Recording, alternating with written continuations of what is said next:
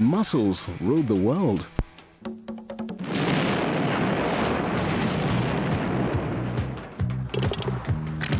Yes? Couch potatoes of Britain, reach for your six-pack.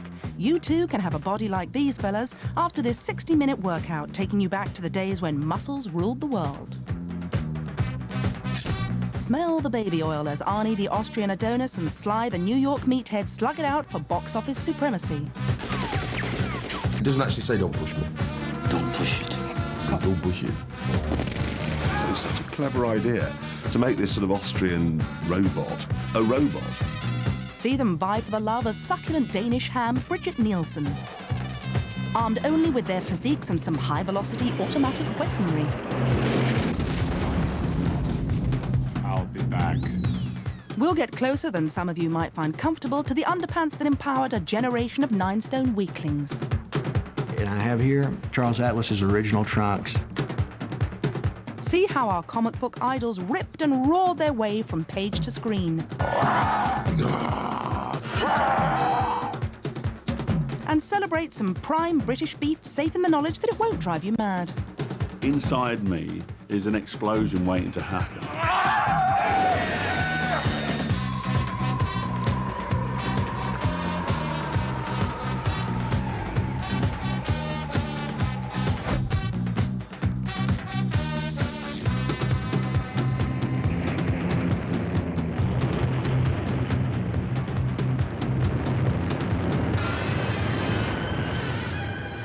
Once upon a time, in a world before Sly and Arnie, muscle men were big, burly, and anything but beautiful. And their kids didn't look much better either. Marvel at those trunks. And the elephant isn't bad either, eh, girls? He-Men were heroes to legions of pasty youths through US comic books. The granite-jawed Captain America, the sinewy but slightly creepy Spider-Man. And the granddaddy of them all, say hello, sailor, to Popeye. A little pipe, puffy cheeks. He was, of course, a sailor. This little funny-looking guy, everybody would pick on him.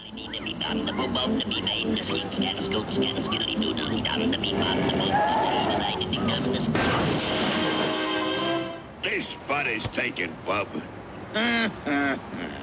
Very basic plot. Popeye, tomorrow is our wedding day. It was Popeye fighting over a really disgusting-looking girl called Olive Oil, which I couldn't understand. But then there was another suitor for Olive's affections, which is this sort of Gary Bushell-looking character. Oh, it's you, Bluto. Who was this big, burly, bearded bad guy.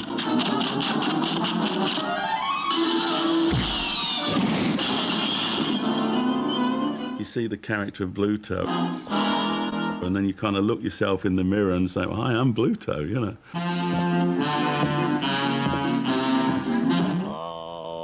Decades before the village peoples in the Navy, all the boys thrilled to this muscly mariner who started life in a comic strip but graduated to the screen. Miami, Florida, home of the Fleischer Studios, where the latest scientific developments are employed in the art of motion picture cartooning. All departments of the studio are supervised by Max Fleischer. My father saw the possibilities and the popularity of the character. He decided to make an animated cartoon out of Popeye. And that's easier said than done. He was drawn in a very unusual style because instead of huge muscles over here, he had very thin little arms here, but then he was huge from the elbow down to the wrist.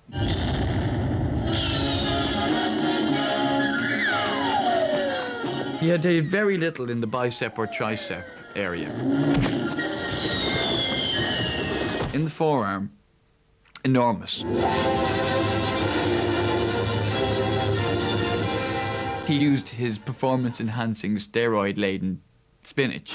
And he busts the spinach can by squeezing it or using his pipe, and somehow or another the spinach would always get to him. The whole can of spinach would go into his mouth. It made a lot of kids eat a lot of spinach. And because my spinach wouldn't do that, I didn't eat it. I said, I'm not eating it. My mum, until you can make my spinach go in the air, and then I'd eat it, but don't just put it on the plate. You'd see it go through his body and it would turn into like a big anvil or something, or motor.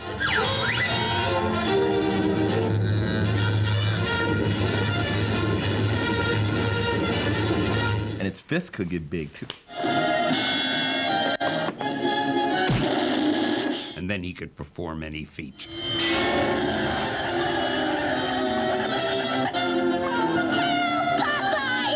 But all he got for that was olive oil. Mademoiselle Olive, you have the date with me. Who hadn't got a muscle in her whole body.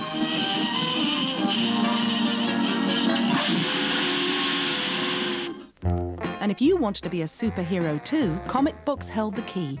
A series of ads promised a Popeye-like transformation for you. There were ads by a fella named Charles Atlas. Took my little baby, Which shows this kid on the beach. to the beach the other day. His girlfriend, who was really stacked, and you wonder what are these two doing together in the first place. A big guy came running up to me. Big, powerful guy. Started kicking sand all in my face. Poor fella getting sand kicked in his kisser. Hey, don't kick sand in my face. And the big guy said, what are you gonna do about it? Charles Atlas, send your course to me. So he goes home and says he's got to do something about it. He buys the course, the Charles Atlas course. 6 months later, you see our formerly skinny man. Enormous pecs, huge muscles. He's gone back to the beach again to beat the crap out of the guy. And he walked off with the girl who now loved him. And we can only imagine what happened next. It's not about revenge. It's about taking a newfound confidence and not letting a wrong occur to you or anyone else. Charles Atlas, send your course to me. No girl, Jimmy. No. Girls laugh at me because I'm skinny.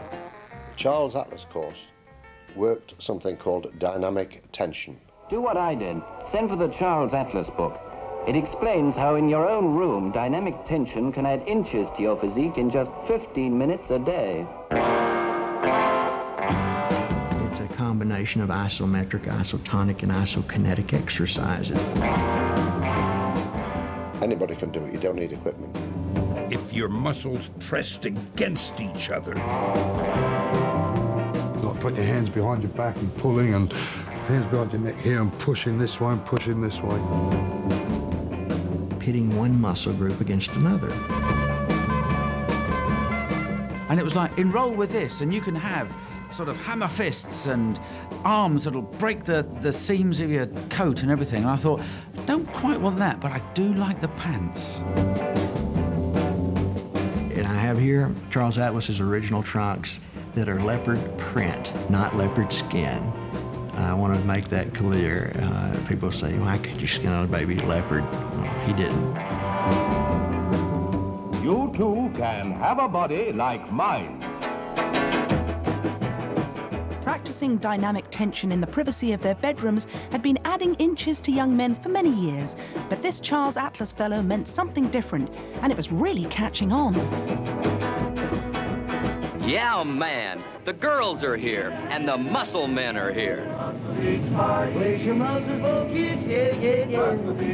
You're a hustler, dude, yeah, yeah, yeah. Take your vitamin pill now. If girls weren't incentive enough, the admiration of men sucking lollipops meant that bodybuilding competitions erupted on a global scale. Mighty men of muscle from many countries flexed, tensed, and bulged biceps in a bid to become Mr. Universe. In the 60s, I took over the presidency of the National Amateur Bodybuilders Association. In a sea of muscle, no real stars emerged, until out of the blue, a certain Viennese put Jimmy in a whirl. One year, this new guy turned up from Austria, with a big beaming smile, and going, hello. And the new kid on the block was Arnold Schwarzenegger. I saw him in a magazine when he was 19 years old, competing in the Mr. Universe contest in London.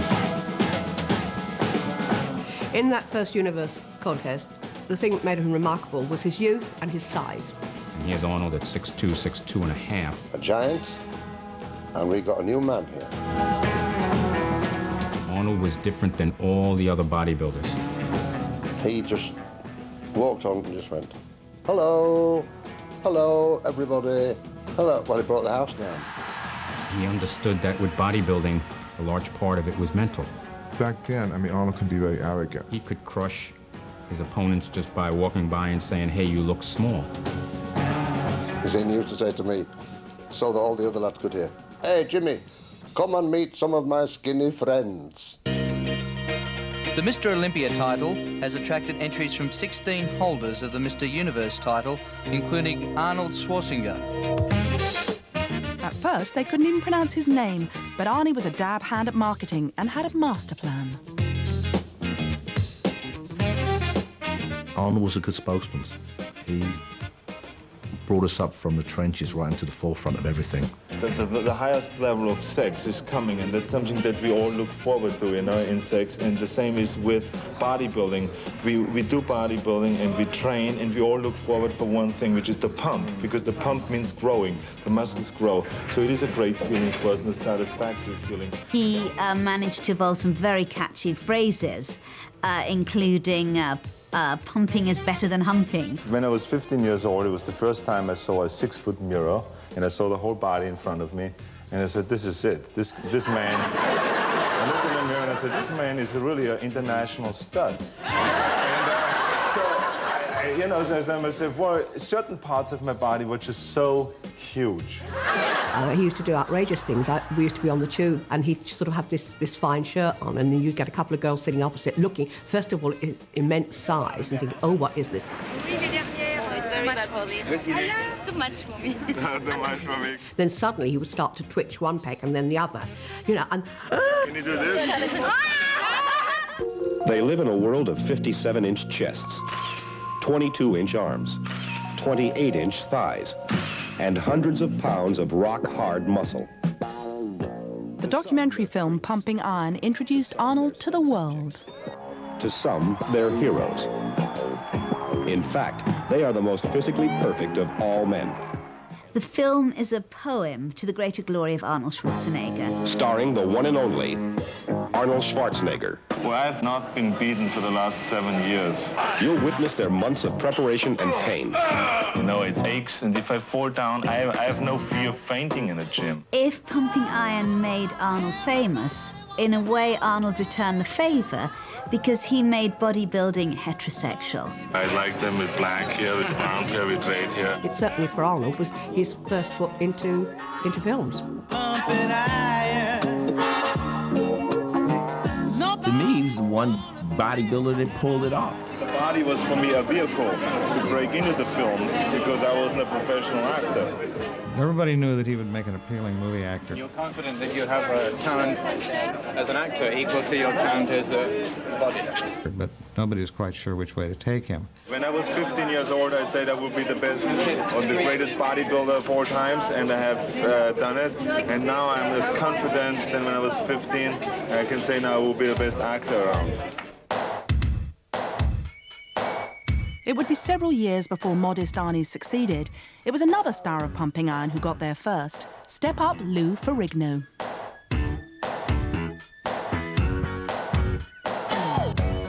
Lou Ferrigno was like Arnold Schwarzenegger's arch nemesis. Like, he was taller than Schwarzenegger, he was bigger. What symmetry you got, Lou. You know, you look like something Michelangelo cut out. Lou's biceps were the largest in the world. They were 26 inches around. Remember, your arms are bigger than Arnold. And of course, Lou is taller than Arnold by 5 or 6 inches. I am the tallest and the biggest bodybuilder in the history of bodybuilding. It was Lou's impressive frame which caught the eye when the creators of The Incredible Hulk brought the most muscular comic book hero to TV. We were looking for the strongest living being on Earth. Certainly, Arnold Schwarzenegger came to mind. He was turned down as he was too short. And he actually sort of pointed us toward Lou Ferrigno. Louis, when I met him, was, you should pardon the expression, a very green kid. He'd been in the documentary Pumping Iron and that sort of thing, but he had not done any acting. Dr. David Banner, physician, scientist, searching for a way to tap into the hidden strengths that all humans have.